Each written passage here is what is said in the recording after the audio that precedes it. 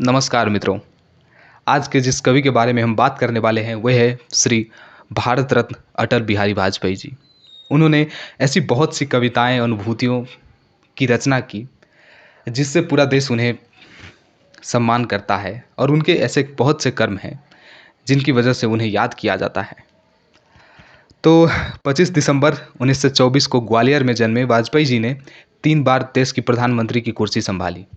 वाजपेयी जी को सन 2015 में देश के सर्वोच्च सम्मान भारत रत्न से सम्मानित किया गया था। जैसे मैंने पहले कहा था, राजनेता होने के साथ ही वे एक कोमल हृदय के कवि भी थे।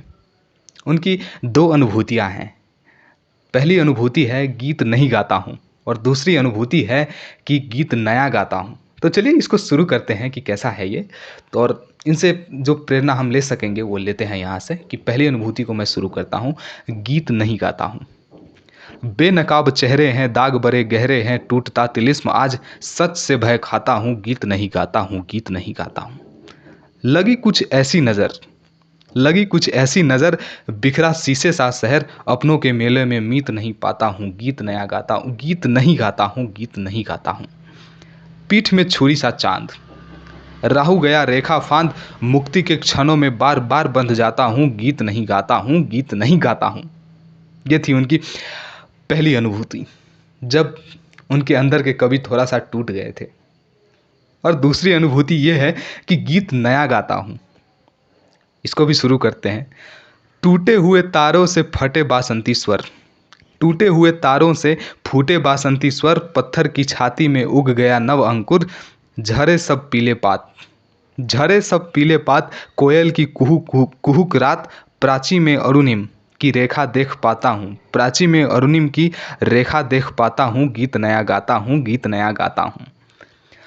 टूटे हुए सपने की सुने कौन सिसकी, अंतर को चीर व्यथा पलकों पर ठिठकी, हार नहीं मानूंगा, रार नहीं ठानूंगा, काल के कपाल पर मैं लिखता मिटाता हूँ, गीत नया गाता हूँ, गीत नया गाता हूँ।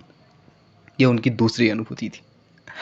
और उनकी एक तीसरी भी रचना है, कदम मिलाकर चलना होगा। जब देश को जब कोई भी संकट आती थी तो सबसे पहला काम होता था सभी जनताओं के कि सभी को कदम मिलाकर चलना होगा। ऐसा करने से ना कि हमारी हिम्मत बल्कि हमारी विकास भी 2 गुनी 4 गुनी बढ़ जाती है अगर हम कदम मिलाकर चले तो उनकी ये रचना है, कदम मिलाकर चलना होगा। चलिए इसको भी शुरू करते हैं।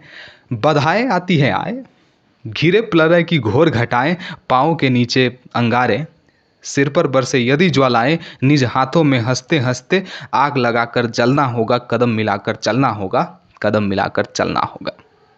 हास्य रुदन में तूफानों में, अगर असंख्य बलिदानों में, उद्यानों में वीरानों में, अपमानों में सम्मानों में उन्नत मस्तक उभरना होगा, पीड़ाओं में पलना होगा, कदम मिलाकर चलना होगा, कदम मिलाकर चलना होगा।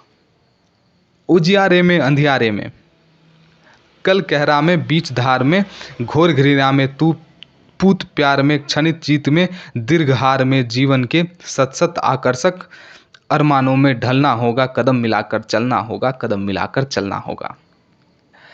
सम्मुख फैला अगर ध्येय पथ, प्रगति चिरंतन कैसा इति सब, सुस्मित हर्षित कैसा श्रम श्लय, असफल सफल सम्मान मनोरथ सब कुछ देकर कुछ न मांगते, पाँव बनकर ढलना होगा, पावस बनकर ढलना होगा, कदम मिलाकर चलना होगा, कदम मिलाकर चलना होगा।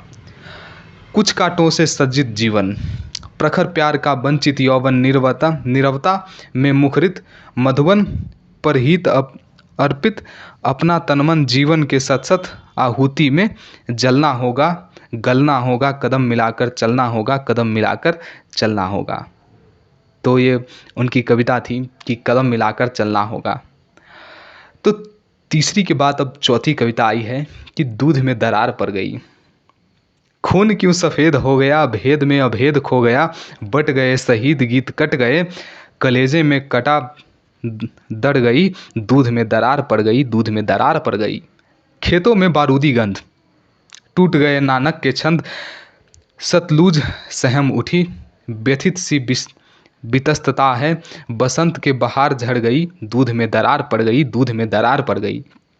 अपनी ही छाया से बैर गले लगाने लगे हैं गैर, खुदकुशी का रास्ता तुम्हें वतन का वास्ता, बात बनाए बिगड़ गई, दूध में दरार पड़ गई, दूध में दरार पड़ गई। और अब पांचवी है कि मैंने जन्म नहीं मांगा था, मैंने जन्म नहीं मांगा था, किंतु मरण की मांग करूंगा। जाने कितनी बार जिया हूँ, जाने कितनी बार मरा हूँ, जन्म मरण से के फेरे से मैं इतने पहले नहीं डरा हूँ। अंतहीन अंधियारी ज्योति की, अंतहीन अंधियार ज्योति की कब तक और तलाश करूंगा। मैंने जन्म नहीं मांगा था, किंतु मरण की मांग करूंगा, किंतु मरण की मांग करूंगा। बचपन यौवन और बुढ़ापा कुछ दशकों में ख़त्म कहानी, बचपन यौवन और बुढ़ापा कुछ दशकों में ख़त्म कहानी, फिर जीना फिर मरना यह मजबूरी या मनमानी, पूर्व जन्म के पूर्व बसी दुनिया का द्वार चार करूंगा। मैंने जन्म नहीं मांगा था, किंतु मरण की मांग करूंगा, किंतु मरण की मांग करूंगा।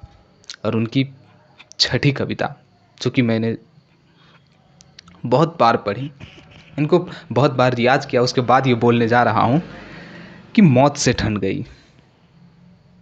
ये तो उनके सिर्फ वही बोलेंगे तभी हम इसको अंदर से फील कर सकेंगे कि ये किस छंद में लिखा गया है। फिर भी मैं एक वाचक के तौर पे इसको वाचन करने जा रहा हूँ, तो ध्यान दीजिएगा कवि का मन।